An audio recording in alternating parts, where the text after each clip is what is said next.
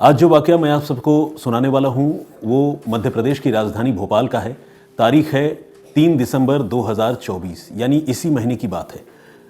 जगह है ऐशबाग इलाका और ऐशबाग इलाके का एक फ्लैट।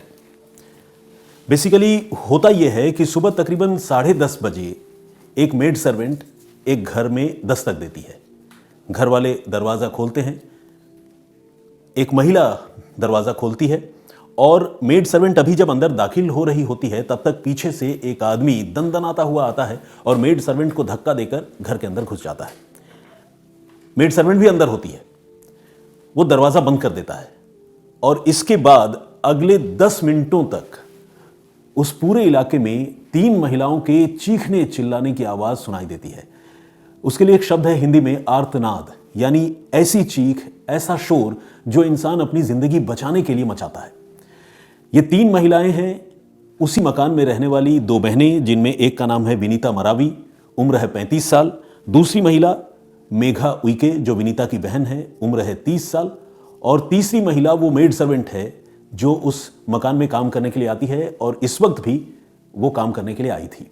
होता यह है कि ये जो आदमी धक्का देकर घर के अंदर घुसता है वो विनीता और मेघा पर ताबड़तोड़ चाकुओं से वार करने लगता है और भयानक तरीके से वार करता है जिसे देखकर किसी के भी रोंगटे खड़े हो जाएं। एक तो होता है लड़ाई झगड़ा हो रहा हो और कोई किसी को चाकू देखकर डराए या फिर इस तरह से मारे कि उसका इरादा कत्ल करना नहीं हो बल्कि थोड़ा जख्मी कर देना हो, किसी को पीछे धकेलना हो। लेकिन यहाँ जिस इंटेंस प्रेशर के साथ और इंटेंस तरीके से ये दोनों बहनों पर चाकू बरसा रहा था, उससे साफ था कि वो दोनों बहनों की जान लेना चाहता था। तो विनीता और मेघा ये दोनों घर के अंदर छटपटा रही थी, खुद को बचाने की कोशिश कर रही थी, शोर मचा रही थी। और ये जो मेड सर्वेंट है वो किसी तरह घर से बाहर निकलने में कामयाब हो गई। बाहर आकर उसने बचाव के लिए शोर तो मचाया ही, पड़ोसियों के दरवाजे पर दस्तक दी। विनीता और मेघा के कुछ रिलेटिव्स हैं जिनको फ़ोन पर उसने इस घटना के बारे में बताया। यहाँ तक कि उसने अपनी जिम्मेदारी निभाते हुए भोपाल पुलिस को 100 नंबर पर कॉल भी कर दिया, जिसके बाद पुलिस जो है मौके पर पहुंची। लेकिन जब तक पुलिस मौके पर पहुंची, जब तक आसपास के लोग रिएक्ट कर पाते, तब तक देर हो चुकी थी। मकान को बाहर से बंद करके वो हमलावर फरार हो चुका था और जब पुलिस और आसपास के लोगों ने घर का दरवाज़ा खोला और अंदर गए तो उन्होंने देखा कि अंदर फर्श पर दोनों बहनों की खून से लथपथ लाश पड़ी है। ये इतना भयानक हमला था कि खून की धार दरवाजे से बाहर आ रही थी, खून के छींटे हर तरफ बिखरे हुए थे और उस मंजर को देखने वाले लोग अब भी उसे याद करके जो है वो दहल जाते हैं। उन्हें लगता है कि कोई इंसान ऐसा कैसे कर सकता है और वो भी एक अकेला आदमी 2 महिलाओं को सुबह सुबह कत्ल कर दे। बहुत ही विभत्स और डराने वाली वारदात। तो खैर, पुलिस इस मामले में दोनों बहनों की शवों को अपने कब्जे में लेती है और उन्हें पोस्टमार्टम के लिए भिजवा दिया जाता है। हालांकि देखा जाए तो ये कत्ल का एक क्लियर कट मामला है जिसमें हमलावर घर में घुसता है और 2 बहनों की चाकू से हत्या कर देता है, लेकिन जो कानूनी प्रक्रिया है उसका पालन तो पुलिस को करना पड़ेगा। तो पुलिस दोनों बॉडीज़ को रिकवर करके पोस्टमार्टम के लिए भिजवाती है और इसी के साथ कातिल की तलाश शुरू कर देती है। सबसे पहले तो उसकी पहचान पता करने की कोशिश की जाती है और फिर आसपास के तमाम सीसीटीवी कैमरे जो है पुलिस उनकी फुटेज खंगालने लगती है और इस कोशिश में पुलिस को कामयाबी मिलती है। पुलिस को एक सीसीटीवी फुटेज में एक आदमी उस मकान की तरफ जाता हुआ दिखता है। नीले रंग की टी-शर्ट में वो आदमी है और उसके हाथ में एक बैग है। देखने से साफ लग रहा है कि शायद उस बैग में ही वो चाकू था जिससे उसने इन दोनों बहनों पर हमला किया। जल्द ही उस आदमी की पहचान होती है। उसका नाम है योगेश मरावी और योगेश मरावी कोई अजनबी, कोई बाहर का आदमी, कोई लुटेरा नहीं था, बल्कि वो विनीता जिसकी हत्या हुई, एक बहन, उसका पति था। पति भी तलाकशुदा नहीं बल्कि शादीशुदा विनीता के साथ, और अभी भी वो शादी जो है वो कायम थी। अलबत्ता दोनों के बीच अनबन जरूर थी जिसकी वजह से ये घटना हुई। अब पुलिस योगेश मरावी को ढूंढने लगी। योगेश मरावी की एक और जो पहचान है वो बड़ी अहम है और शॉकिंग भी है। वो पहचान है योगेश मरावी मध्य प्रदेश पुलिस का ही एक असिस्टेंट सब इंस्पेक्टर है, यानी एक पुलिस ऑफिसर है। एक पुलिस ऑफिसर इस तरह की वारदात को अंजाम दे, 2 कत्ल कर दे, ये सोचना भी अजीब लगता है, क्योंकि कोई दूसरा क्रिमिनल करे या कोई दूसरा आदमी करे तो भी बात समझ में आती है कि शायद उसे कानून और उसके अंजाम का इतना पता ना हो, लेकिन एक पुलिस ऑफिसर जो कानून की हिफाजत करता है वो अगर इस तरह की भयानक वारदात को अंजाम देगा तो जाहिर है सबको हैरानी होगी।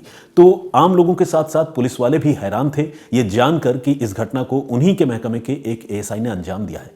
अब योगेश के बारे में पुलिस जानकारी जुटाने लगी तो पता चला कि योगेश जो है भोपाल से तकरीबन 400 किलोमीटर दूर मंडला में पोस्टेड है और विनीता उसकी पत्नी अपनी बहन मेघा उइके के साथ यहां भोपाल के ऐशबाग के इसी फ्लैट में रहती है, बल्कि रहती थी।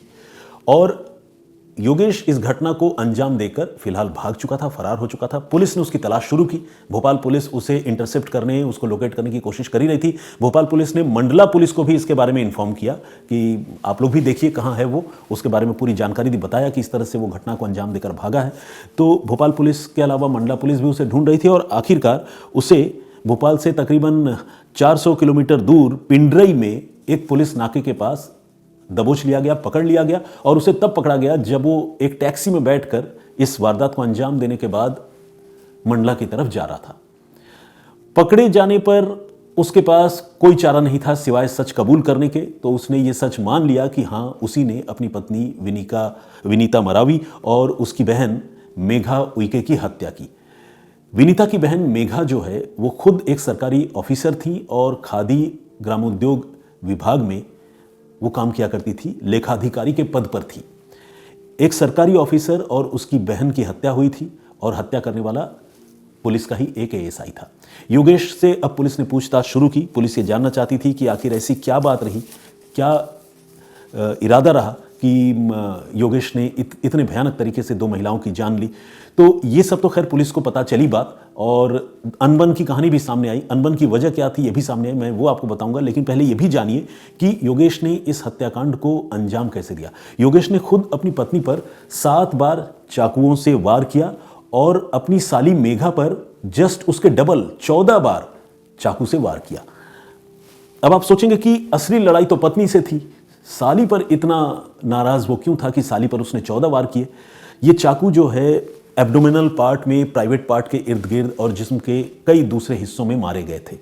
पुलिस ने जब योगेश से इस हत्याकांड की वजह पूछी तो उसने ये बताया कि उसकी शादी विनीता के साथ तकरीबन 8 साल पहले हुई थी, लेकिन 3 साल से उसका विनीता से अनबन चल रहा था और उसे शक था कि विनीता जो है उसी के महकमे के एक और पुलिस ऑफिसर जो एएसआई है उसके साथ रिलेशनशिप में है, उसका उस एएसआई से अफेयर है। उस एएसआई की पोस्टिंग मध्य प्रदेश के ही भोपाल में है और इसी रिलेशनशिप के शक में कह लें या जो भी जानकारी योगेश को थी उसको लेकर उसकी अपनी पत्नी विनीता से कहा सुनी, लड़ाई झगड़े ये सब हुआ करते थे। और मेघा जो है वो आग में घी डालने का काम करती थी, यानी योगेश को लगता था कि उसकी साली मेघा जो है इस फसाद की जड़ है। वो अपनी बहन को ज़रूरत से ज़्यादा सपोर्ट करती है, बहन अगर कुछ गलत भी करती है तो उसका साथ देती है और मेरे खिलाफ भड़काती है। ऐसे में वो विनीता से जितना नाराज़ था उससे कहीं ज़्यादा नाराज़ अपनी साली से था। यही वजह है कि उसने ये प्लान किया कि वो दोनों की जान ले लेगा। 3 दिसंबर को विनीता और योगेश के बीच में इतने दिनों से जो अनबन चल रही थी उसमें कई बार सुलह सफाई की कोशिश भी हुई। जब सारी कोशिशें नाकाम हो गई तो 3 दिसंबर को इस मामले में डिवोर्स के पेपर तैयार किए जाने थे और वो पिटिशन जो है वो अदालत में फाइल की जानी थी। और ये सब कुछ होता दोपहर के वक्त, लेकिन इससे पहले कि दोपहर का वक्त आता, सुबह 10:30 से 11 बजे के बीच ये दोहरे कत्ल की वारदात हुई जिसमें योगेश ने महज 10 मिनट में अपनी पत्नी और अपनी साली का कत्ल कर दिया।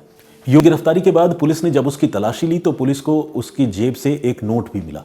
इस नोट में योगेश ने अपने खतरनाक इरादों का जिक्र किया था। उसने ये बताया था कि वो पहले अपनी बीवी और अपनी साली का कत्ल करेगा, इसके बाद वो उस एएसआई को भी नहीं छोड़ेगा जिसके साथ उसकी बीवी के रिलेशन हैं। यानी वो इस दोहरे कत्ल को अंजाम देने के बाद तीसरा कत्ल करने वाला था, ग्वालियर जाने वाला था और आखिर में उसका इरादा खुद को भी खत्म करने का था। लेकिन इससे पहले कि ऐसा हो पाता पुलिस ने उसे गिरफ्तार कर लिया और उसकी जेब से जो नोट बरामद हुआ, जो हैंड रिटन एक चिट बरामद हुई, उससे पुलिस को इस कहानी का पता चला। बाद में पुलिस ने जब उससे पूछताछ की तो उसने इन सारी बातों को कबूल किया और पुलिस अब ये वेरीफाई कर रही है कि क्या इस मामले में योगेश के साथ कुछ और भी लोग शामिल हैं, खासकर उसे लेकर आने वाला जो ड्राइवर है, क्या उसे योगेश के इरादों की जानकारी थी या नहीं थी।